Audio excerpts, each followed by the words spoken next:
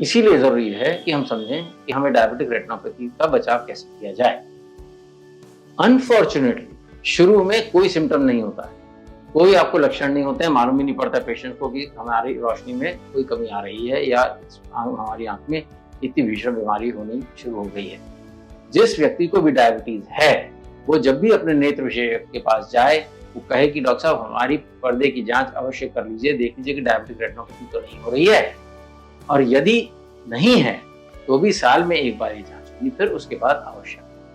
अगर 5 साल से कम डायबिटीज है आपको तब ये इतनी जरूरी नहीं है, 5 साल से ऊपर जब डायबिटीज हो गई है तो साल में एक बार जांच करानी जरूरी है।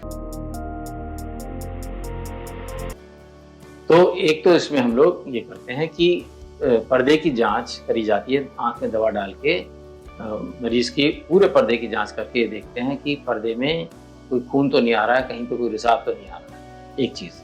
दूसरा, आंख की पर्दे की फोटो खींचते हैं कि देखने के लिए और डॉक्यूमेंट करने के लिए यदि ये चेंजेस हो गए हैं तो कितने हैं, कहाँ पर हैं। तो तीसरी जांच है वो है एंजियोग्राफी।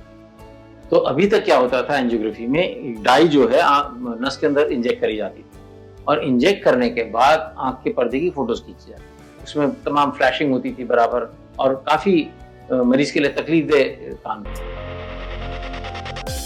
अब जो लेटेस्ट अल्ट्रा वाइड एंगल एंजियोसिटी आ गया है उसके साथ फायदा ये है कि हम एक ही शॉट में 130 डिग्री का पूरा एरिया एक बार में कवर कर सकते हैं।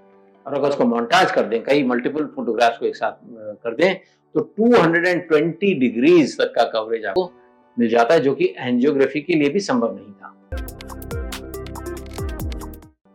तो ये एक बहुत जबरदस्त डेवलपमेंट हुआ है और मुझे खुशी है कि ये टेक्नोलॉजी हम लोगों के पास उपलब्ध है नॉर्थ इंडिया में भी।